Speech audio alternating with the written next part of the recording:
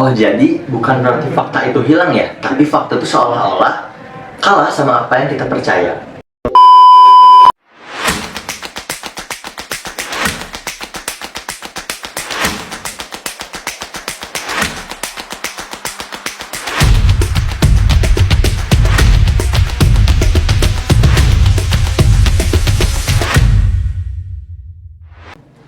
Halo semuanya, selamat datang di Podins. Aku Nabil Maulana dan seperti biasa kita di sini nggak cuma ngobrol, tetapi juga mencari insight dari berbagai hal yang mungkin kita temui sehari-hari. Karena sesuai namanya, Podins ini berasal dari kata insight. Jadi setiap episode bukan cuma soal informasi saja, tetapi tentang sudut pandang baru yang kita bisa bawa pulang dan renungkan bersama-sama. Nah, tentunya kita gak bakal sendiri nih. Tentunya aku hari ini ditemani oleh partner ngobrol yang bakal berbagi insight menarik seputar tema kali ini. Ada Ranessa Nevira yang atau di akrab disebut Nessa. Halo Ranessa. Halo Nabil, halo juga untuk teman-teman yang lagi mendengarkan Podins. Aku Ranessa Nevira yang biasa dipanggil Nessa. Senang banget akhirnya bisa ngobrol dan berbagi cerita di episode kali ini. Aku juga tentunya senang banget karena bisa ngobrol hari ini bareng kamu Ranessa. Nah, di episode kali ini tentunya akan membahas sesuatu yang menurut aku cukup dekat dengan kehidupan sekarang nih. Waras di era post-truth, berani bilang saya tidak tahu tanpa takut terlihat bodoh. Karena jujur aja nih, sekarang ini kita hidup di tengah banjir informasi. Dan semua orang bisa berpendapat, semua orang bisa berbicara, tapi kadang justru lupa kalau tidak semua hal itu selalu kita ketahui atau kita komentari. Setuju banget ya. Menurutku ada tekanan juga di zaman sekarang yang bisa ngebuat orang tuh merasa harus selalu punya jawaban atas segala sesuatu. Padahal mengatakan aku belum tahu itu bukan berarti kita kurang pintar, teman-teman. Nah, itu yang bakal kita bahas lebih dalam di episode Podins kali ini. Nah, Nes, sebelum lebih jauh ngobrol, sebenarnya istilah post-truth itu cukup sering kita dengar gitu belakangan ini. Tapi mungkin masih banyak nih yang bertanya, sebenarnya post-truth itu apa sih? Mungkin kalau dijelasin secara sederhana, post-truth itu ketika fakta bukan hal utama lagi yang mempengaruhi seseorang, yang mempengaruhi juga cara berpikirnya tentunya. Nah, kadang lebih berpengaruh itu justru perasaan, keyakinan pribadi, atau informasi yang emang ingin kita dengar aja gitu. Oh, jadi bukan berarti fakta itu hilang ya, tapi fakta itu seolah-olah kalah sama apa yang kita percaya. Ya, kurang lebih seperti itu. Misalnya, ketika ada informasi yang sebenarnya salah, jelas dibantah atau dikoreksi, tapi karena informasi itu sesuai dengan pandangan seseorang, ya akhirnya tetap dipercaya. Nah, makanya sekarang tuh pasti sering banget ya kalau misalkan kita lihat perdebatan di media sosial ya, terutama yang sebenarnya nggak kemana-mana gitu. Betul, kadang orang masuk ke diskusi itu bukan untuk memahami sudut pandang orang lain, tetapi lebih untuk membuktikan bahwa dirinya lah yang paling benar. Nah, tahu nggak apa yang lebih lucunya? Dan lucunya, semakin keras seseorang mempertahankan pendapatnya, semakin dianggap meyakinkan. Ya betul, karena padahal belum tentu yang paling yakin itu yang paling benar. Dan menurutku di titik itu kesehatan komunikasi pun mulai terganggu. Orang jadi lebih fokus untuk menang dalam perdebatan daripada benar-benar memahami satu sama lain. Nah, kalau sebenarnya dipikir-pikir nih, tujuan komunikasi itu kan sebenarnya bukan cuma supaya kita didengar ya, tetapi juga supaya kita bisa saling memahami sebenarnya. Setuju, karena komunikasi yang sehat itu seharusnya membuka ruang untuk berpikir, untuk bertukar pikiran, dan bukan untuk sekedar adu ego. Dan mungkin itu yang bikin tema ini penting banget untuk dibahas nih. Karena di tengah banyaknya informasi yang beredar, kita justru ditantang untuk tetap jernih dan tidak mudah terjebak pada apa yang kita ingin dengar tentunya. Tapi nih, kalau dipikir-pikir lagi Nes, kenapa ya banyak orang sekarang ini banyak yang takut bilang aku nggak tahu. Sebenarnya itu kenapa sih? Ya karena tuh sekarang banyak orang merasa harus selalu punya jawaban. Seolah-olah kalau kita nggak tahu sesuatu nih, kita tuh selalu dianggap kurang pintar, padahal sebenarnya enggak. Padahal nggak tahu itu hal yang wajar nggak sih sebenarnya? Banget, karena kita tuh nggak mungkin untuk memahami semua hal. Tapi karena takut dihakimi, kadang orang lebih menjawab seadanya daripada mengakui bahwa mereka memang belum tahu. Padahal ya, dari ketidaktahuan itu justru proses belajar tuh dimulai gak sih?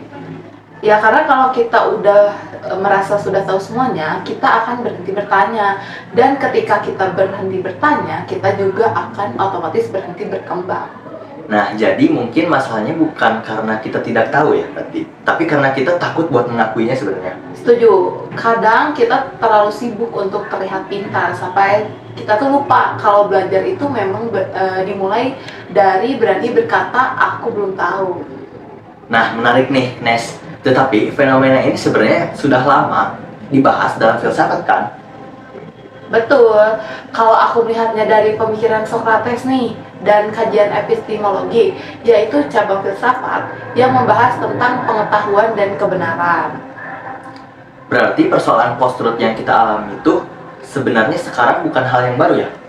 Ya, bedanya sekarang informasi itu datang sangatlah cepat. Kadang kita merasa udah tahu sesuatu hanya karena sering melihat atau mendengarnya, padahal belum tentu benar. Dan Socrates justru punya pandangan yang menarik soal itu, tahu? Ada ungkapan terkenal dari Socrates, saya tahu bahwa saya tidak tahu. Dan menurutku, kalimat itu mengingatkan kita bahwa mengakui keterbatasan itu bukan tanda kelemahan, melainkan awal untuk terus belajar. Oh, jadi mungkin yang paling kita butuhkan di era post-truth itu bukan orang yang selalu punya jawaban ya?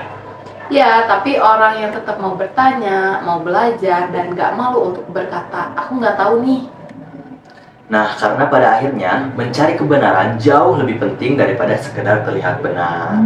Nah, dan menurutku media sosial juga tentunya punya pengaruh yang sangat besar. Sekarang semuanya serba cepat tentunya, termasuk soal berpendapat nih. Betul, karena akhirnya tuh banyak orang merasa harus selalu punya jawaban atas semua hal. Padahal gak semua hal tuh harus langsung ditanggapi. Nah, jadi diam sejenak sebenarnya bukan berarti kita nggak peduli ya. Justru bisa jadi kita sedang berusaha untuk mencari tahu lebih dulu. Karena di era sekarang masalahnya bukan kekurangan informasi, tetapi terlalu banyak informasi yang belum tentu benar. Nah, berarti mungkin yang perlu kita biasakan bukan jadi orang yang paling cepat berkomentar. Ya, tapi jadi orang yang lebih bijak sebelum berbicara. Nah, dari semua yang kita bahas tadi, menurutmu nih, sebenarnya apa sih arti waras di era sekarang ini? Menurutku itu waras bukan berarti tahu segalanya. Malah waras itu ketika kita bisa membedakan mana fakta, mana opini, dan berani mengakui kalau ada hal yang memang belum kita pahami. Dan mengubah pendapat juga bukan berarti kita nggak konsisten ya. Ya justru itu tanda masih mau belajar sih. Dan mungkin salah satu kalimat paling sehat yang bisa kita ucapkan hari ini adalah aku nggak tahu tapi mau cari tahu. Nah, kira-kira nih dari Ranes itu sendiri, kapan sih terakhir kali Ranes mengucapkan aku nggak tahu? Mungkin kalau aku terakhir ngucapin nggak tahu itu mungkin kemarin, entah itu kemarin lusa, karena nggak bisa gitu kalau misalkan pura-pura tahu. Dan aku masih pengen terus belajar. Apa sih misalkan aku ditanya mengenai sejarah Indonesia nih, aku masih banyak yang belum tahu gitu. Nah misalkan ditanya kamu tahu nggak insiden A, B, C, aku masih harus belajar. Makanya kalau misalkan ada orang nanya ke itu dan orang itu lebih berpengalaman ke aku masih bisa jawab gak tahu dan bisa dijelaskan, dan aku bisa belajar dari situ. Tapi kenapa sih sebenarnya orang-orang tuh pengen seolah-olah terlihat pintar di depan umum? Seperti yang aku bahas tadi ya, karena di post-truth ini tuh kan selalu ingin merasa punya jawaban, yang dimana di dalam era sekarang ini orang tuh lebih yakin, jadi lebih mementingkan ego mereka bahwa mereka tuh terlihat pintar, terlihat berwawasan luas, tapi mereka tuh tahu sebenarnya mereka tuh nggak tahu. Berarti sebenarnya ada tuntutan eksternal yang biar kelihatan dia tuh seolah-olah pintar gitu. Tuh. Dari obrolan hari ini kita belajar bahwasannya mengatakan aku tidak tahu bukanlah sesuatu yang memalukan. Justru memang dari situlah proses belajar dimulai. Karena kita manusia biasa gitu dan tidak sesempurna itu buat mengetahui semuanya yang ada di dunia ini.